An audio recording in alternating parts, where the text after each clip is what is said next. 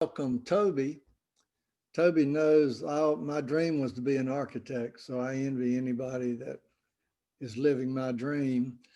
And I also dreamed that I would have a musical talent, which I didn't have, but I was a no-tone groupie. And I cleaned my closet out this week, and I found my no-tone. For y'all who didn't know, this was their official sweatshirt.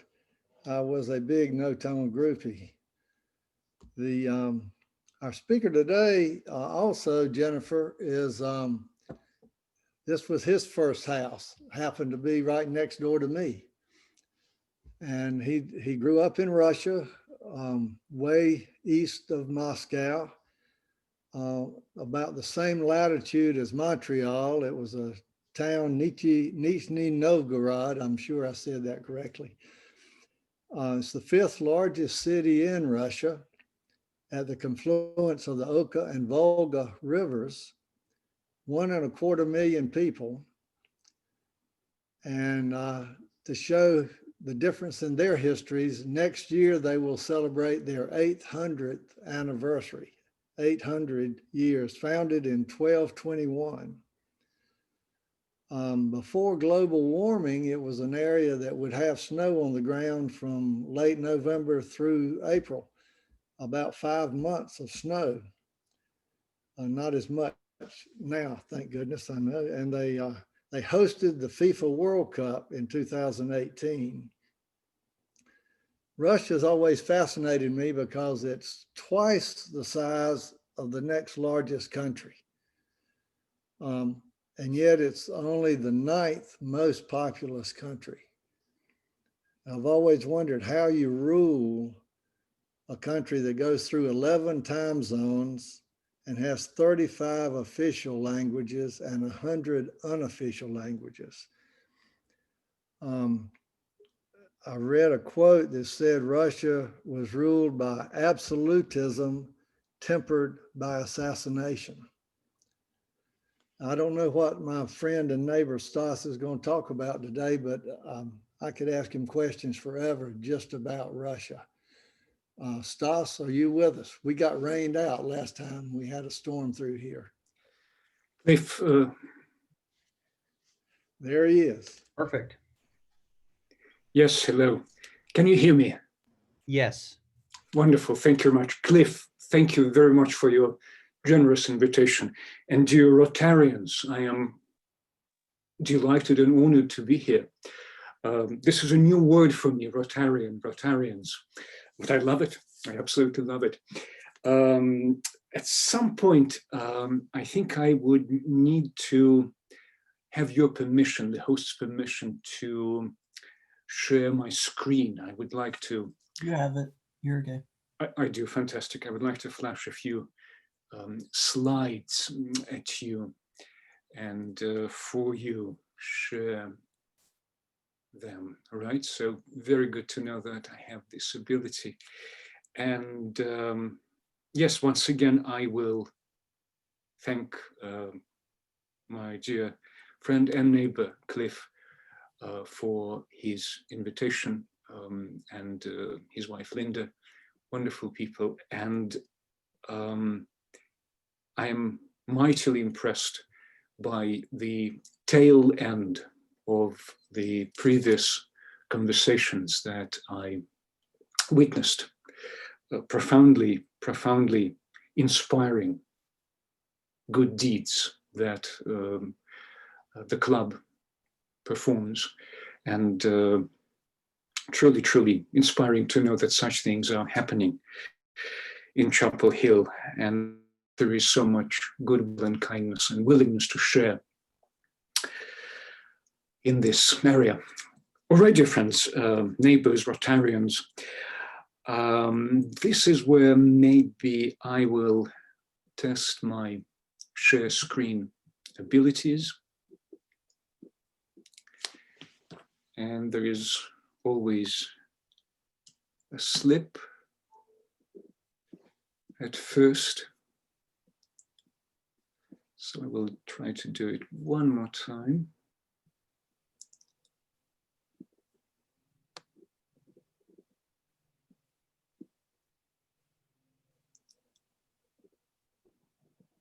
let's see. Yes, in my classes, it's been working just fine this unusual semester. For some reason, it's not happening. I'll give it another try, and in the interests of time, maybe I will abandon this idea. Let's see.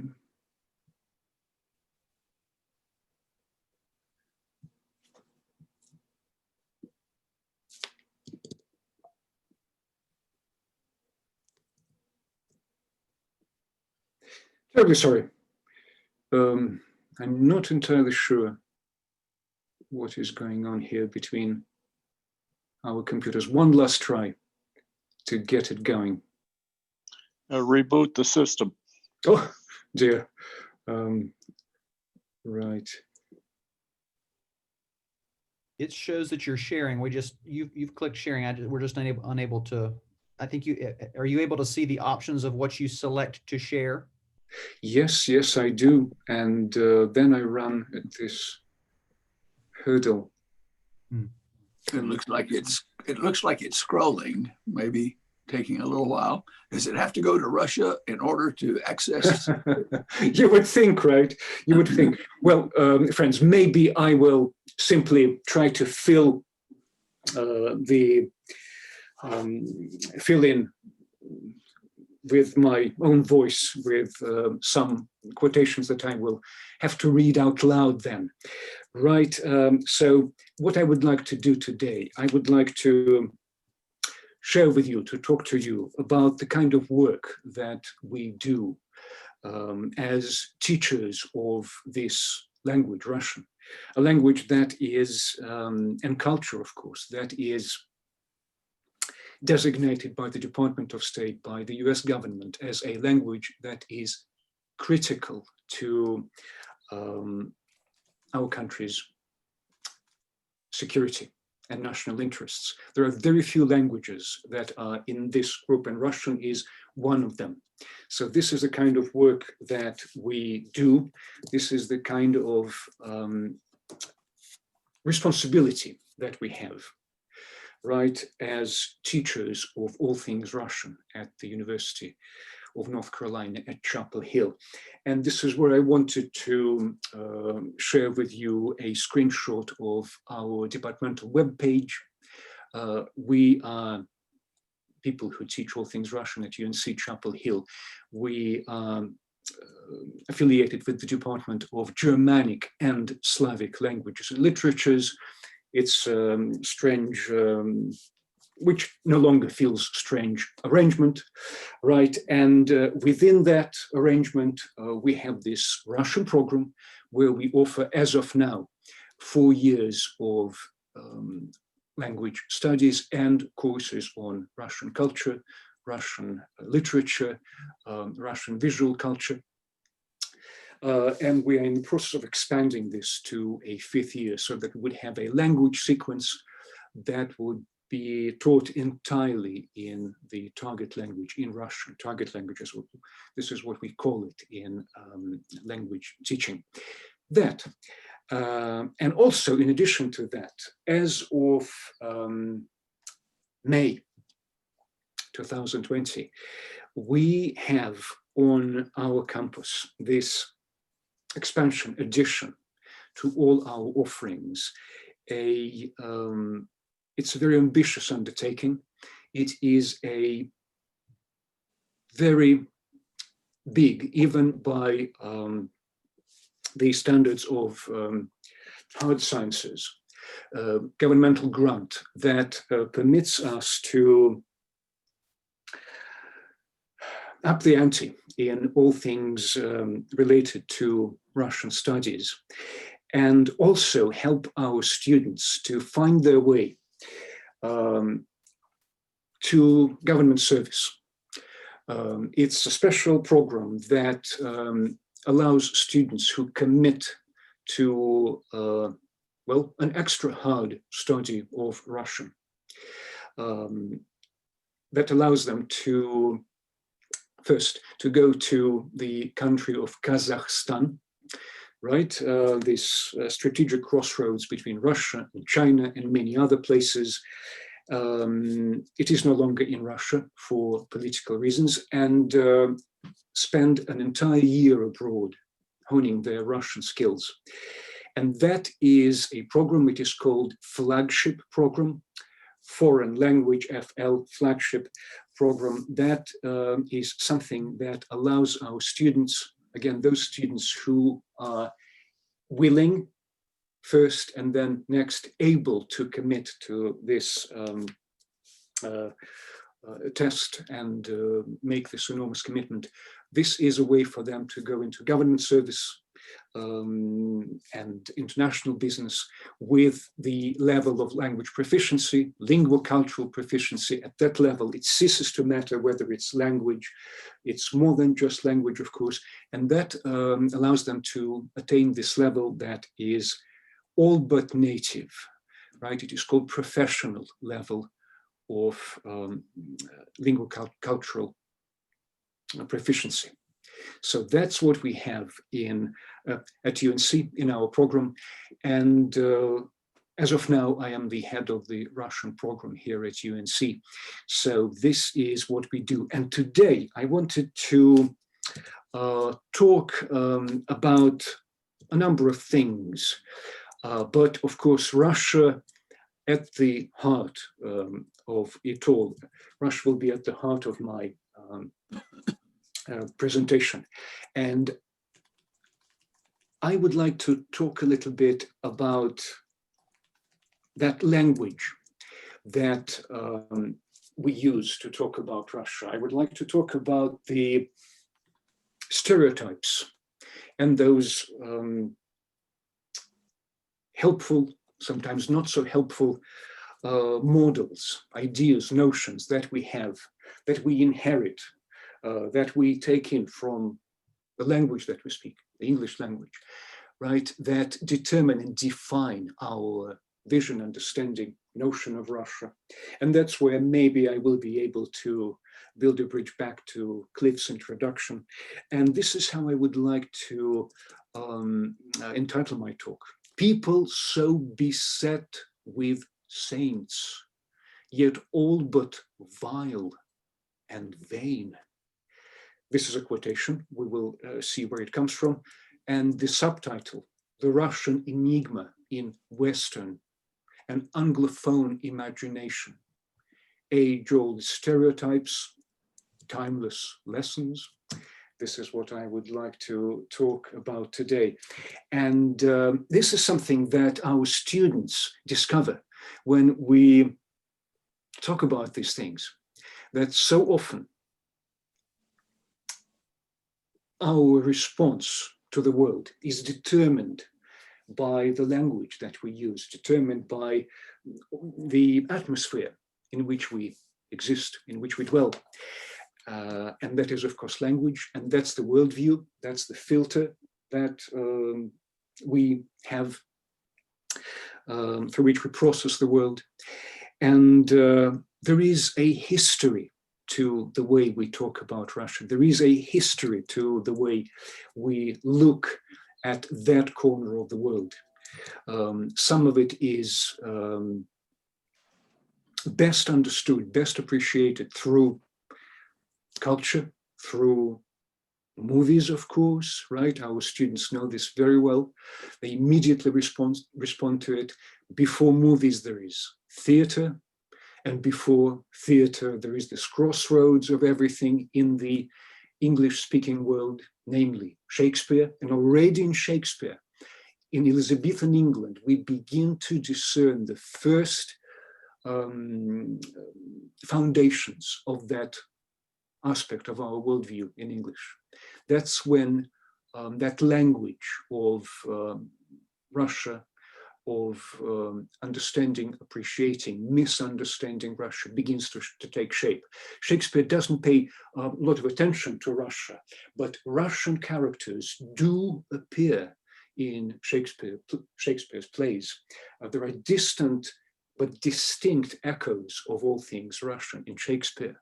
In some unexpected places, for example, the later romance, The Winter's Tale, this is where one of the characters identifies herself as Russian. The character's name is Hermione.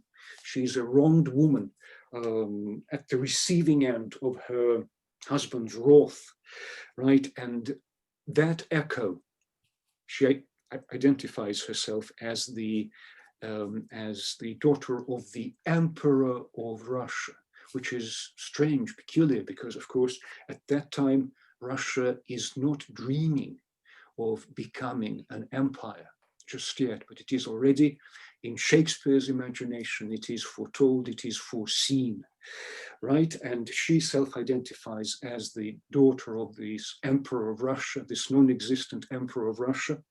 And the theme of cruelty and injustice that runs through this late play with a miraculously good ending, denouement, that play, is something that already gives us a sense what the semantic field is, what the connections are, how Shakespeare processes Russia, right? Autocracy, cruelty, injustice is already very closely connected to the notion of Russia. In another Shakespearean play, Love's Labour's Lost, we find, of all things, a Russian pantomime. There is not a lot of conversation about Russia in that play, but it is there where we find some characters dressing up as Russians, which gives us a sense that at that time in Elizabethan England, you could hardly be more strange, more foreign than being a Russian. Those characters, they dress up as Russian ambassadors, and it reminds us of the fact that at that very time, very same time, these same men who in this Anglophone, English-speaking imagination morphed into the Emperor of Russia, this Russian Tsar, which is a corruption of the word Caesar, just like in German, Kaiser, right? That's the same root origin of that word, was busy courting, wooing the Virgin Queen, Queen Elizabeth of England, hoping to establish an alliance between Russia, between Muscovy, as it was known at the time, alternatively, and England. What a fascinating connection. And that's not where it stops.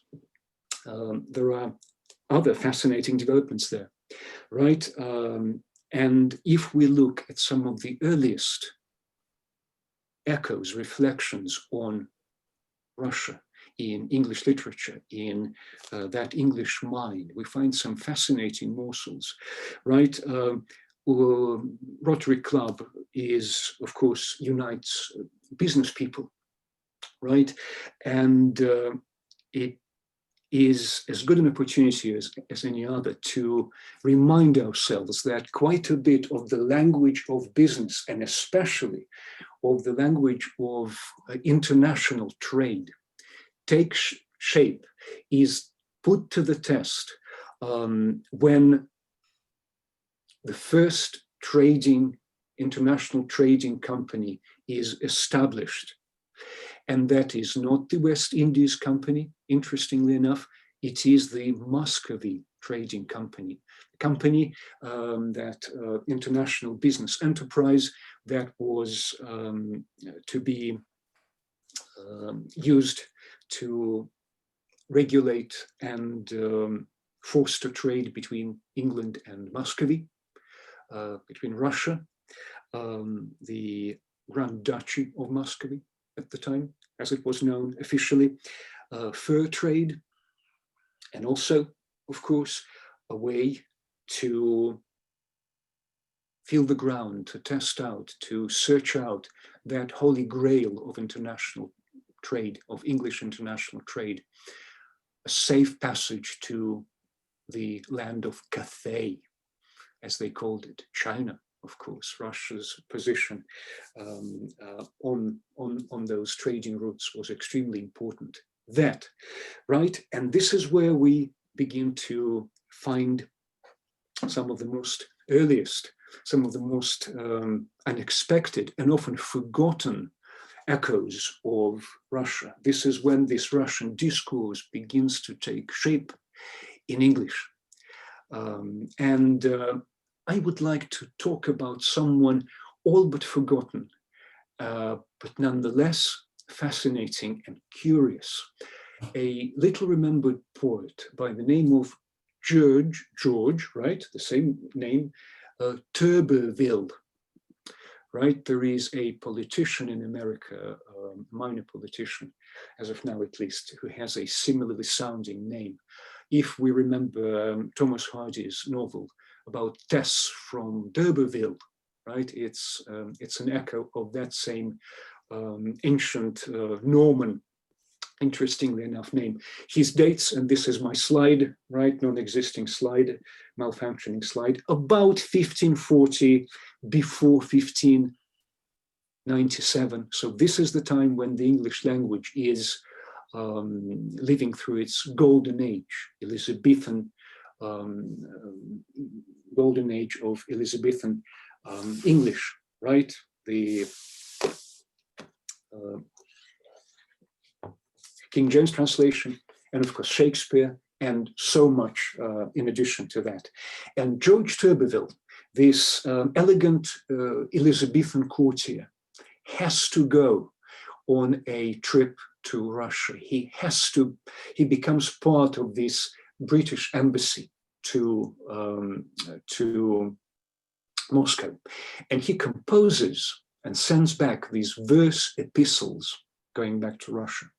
And these some of the things that he has to say about Russia, right? So this is a fly on the wall account of this early encounter with Russia by someone who lives in Elizabethan England. And these are these reports, right? This is a letter, verse epistle addressed to a friend of Tuberville's, man by the name of Dancy. My Dancy dear, when I recount within my breast my London friends and wanted mates, and thee above the rest, I feel 1,000 fits of deep and deadly woe, to think that I from land to sea, from bliss to bale did go.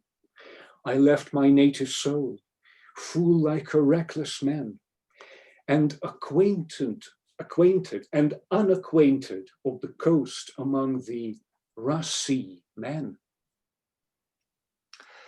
Among the Russies ran a people passing rude, to vices vile inclined, folk fit to be of Bacchus's train, so quaffing is their kind. Drink is their whole desire, the pot is all their pride. The soberest head doth once a day stand needful of a guide. Right, so we already see here those stereotypes, those mind trends that stay with us to this very day, right? Reported from Muscovy by that man, that Elizabethan Englishman, right? And it doesn't stop there. What else is there that George Tuberville finds in Russia, observes in Russia, in Muscovy, right?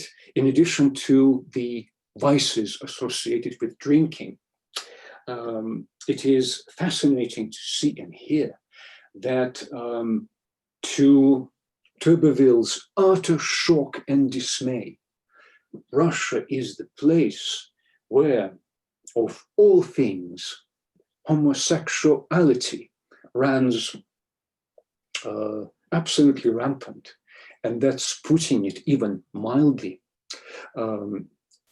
Perhaps the muzhik, peasant man, hath a gay and gallant wife to serve his beastly lust, yet he will lead a beggar's life. Tuberville's English, not mine. The monster more desires a boy within his bed than any wench.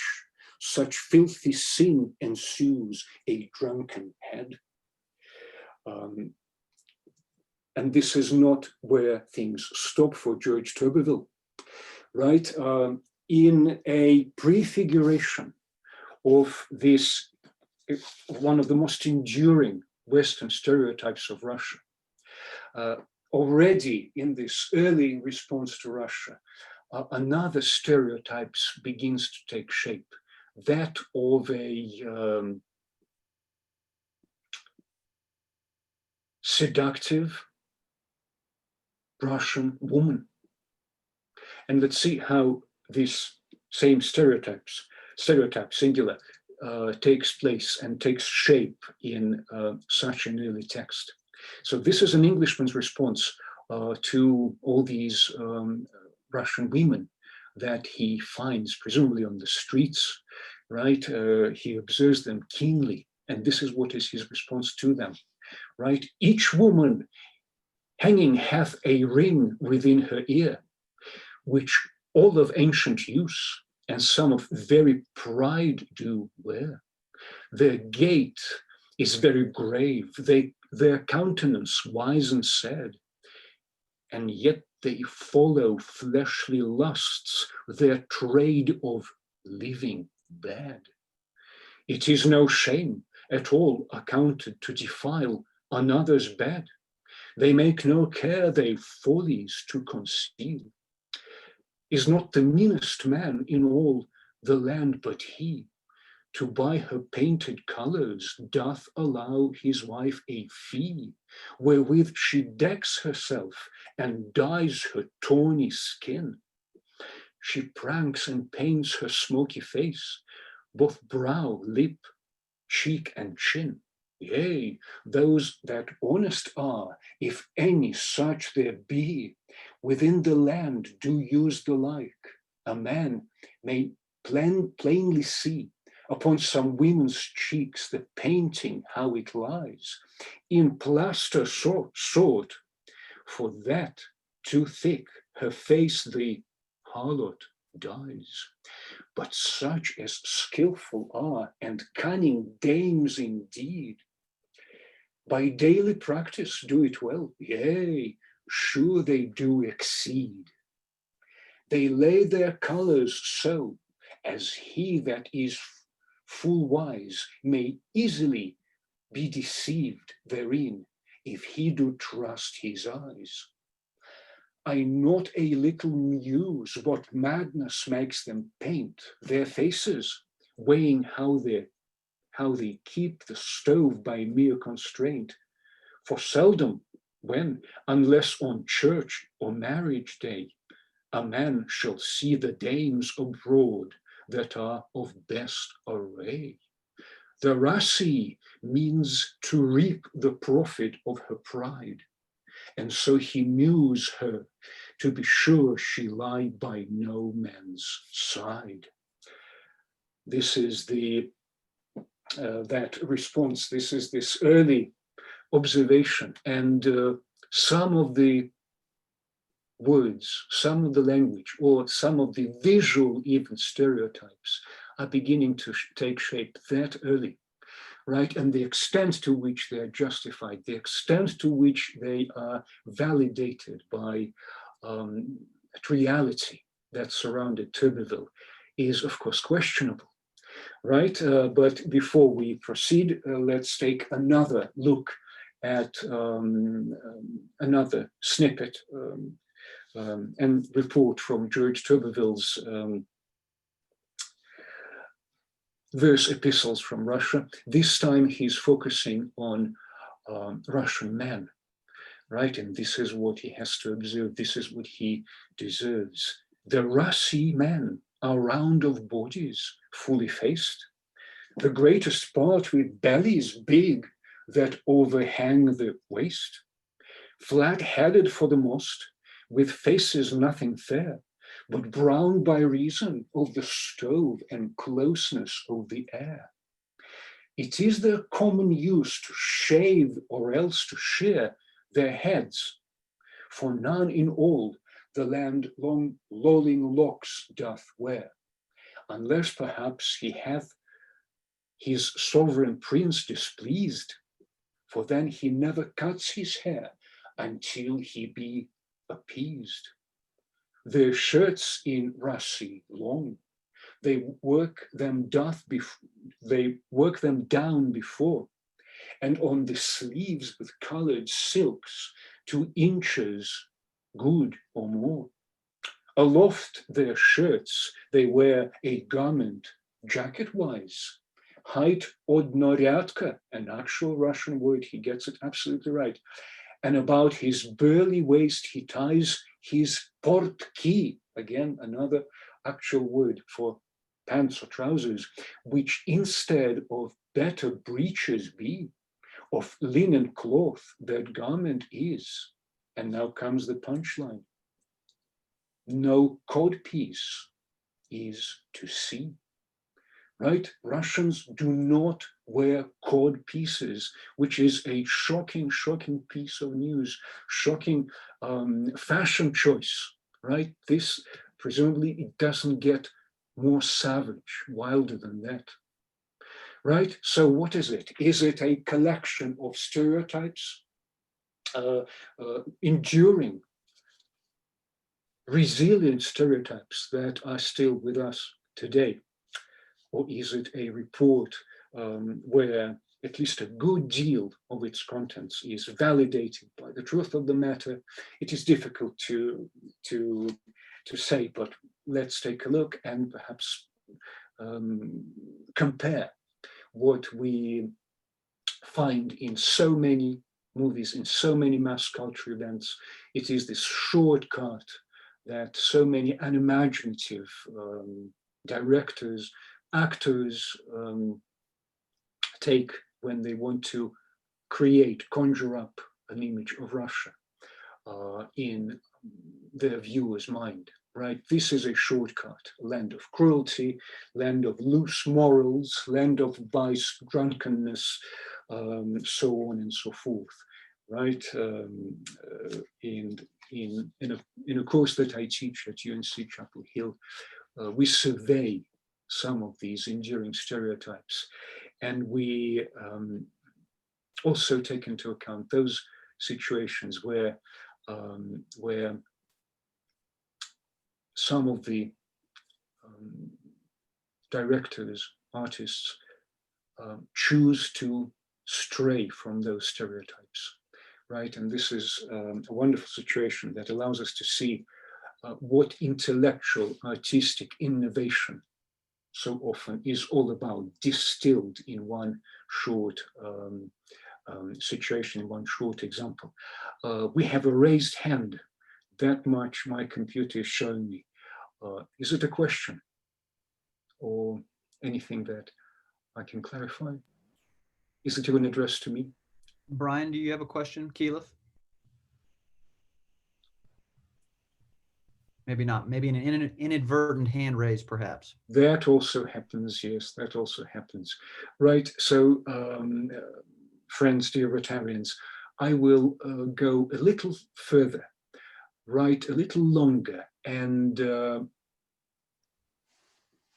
talk a little bit about another very important and very little known account of Russia. One of the earliest works of, what would we call it now? Anthropology, cultural history, that also dates from that same time.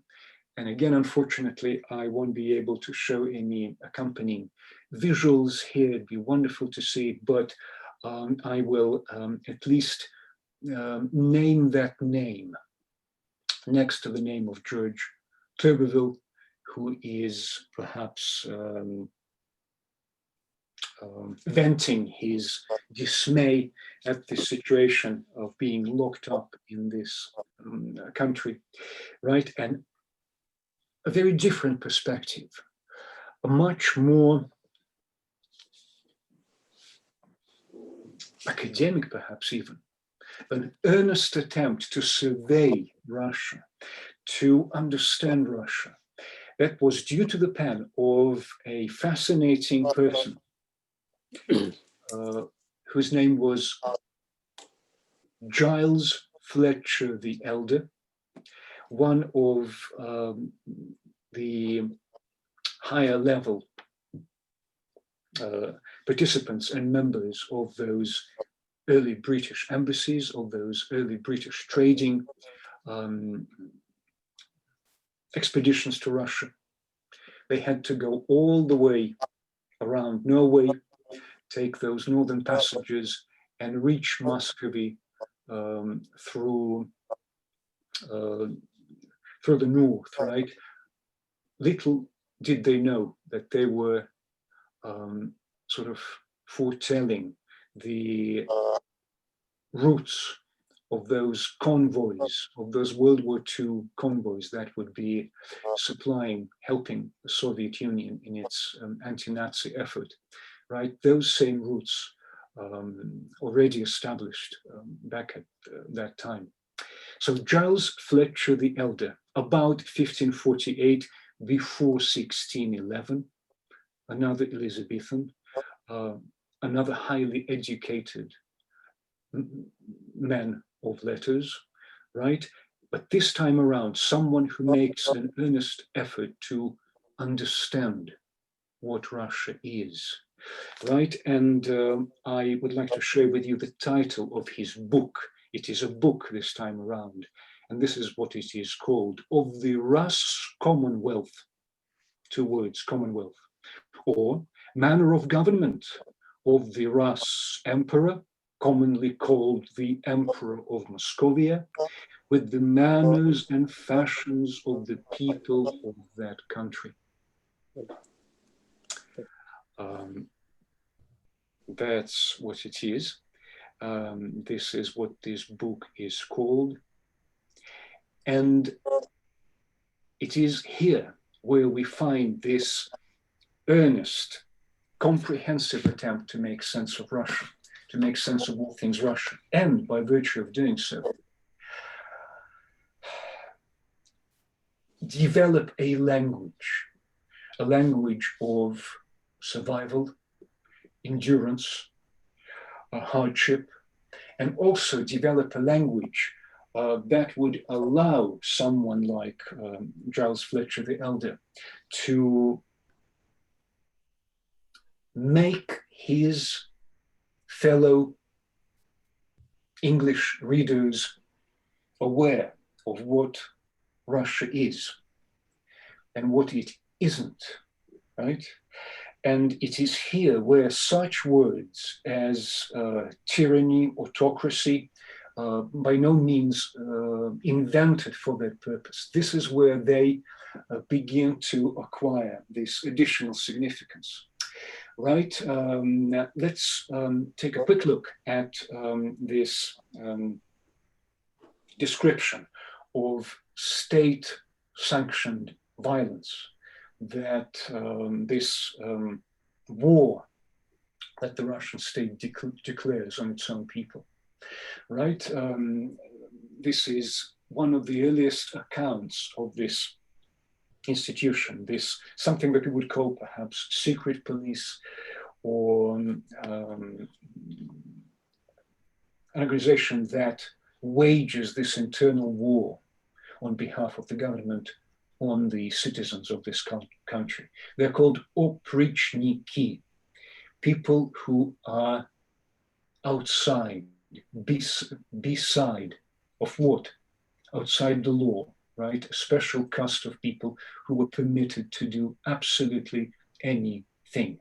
And we're talking about violence, we're talking about pillage, we're talking about rape, right? And by the supreme ruler of Russia, that same emperor of Russia, So back to Giles Fletcher, the elder, the oprichniki. And this liberty of the one part to spoil and kill the other within the country, right?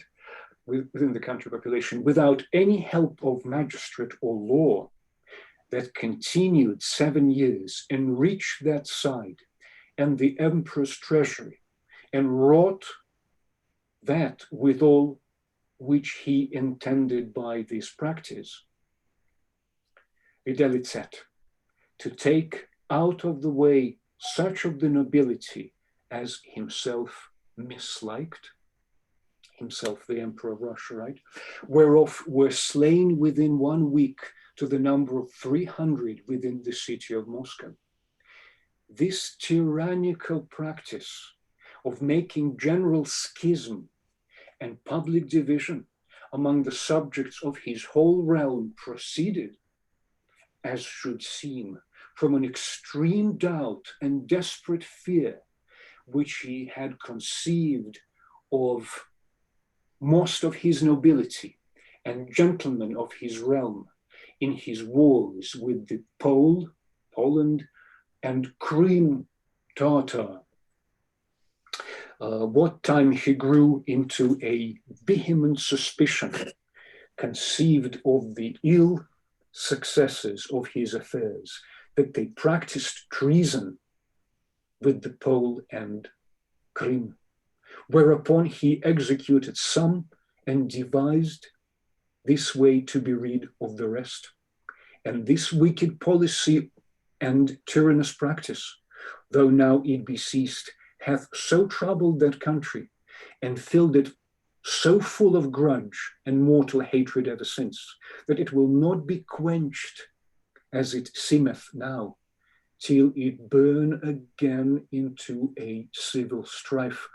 Absolutely incredible situation where this analytical mind, who expresses himself in a somewhat quaint, but nonetheless, and this is a miracle of the English language, nonetheless transparent language, Fletcher was able to forecast and predict that civil strife that Russia was about to be plunged into, right, soon after Fletcher's departure from Russia. Let's move on. Well, I don't mean to be rude. I want to thank you. We are approaching or actually past the end of our normal time, and I want to thank you very much for sharing your fascinating subject with us today. I want to encourage folks or allow folks without feeling rude to be able to log off of the call.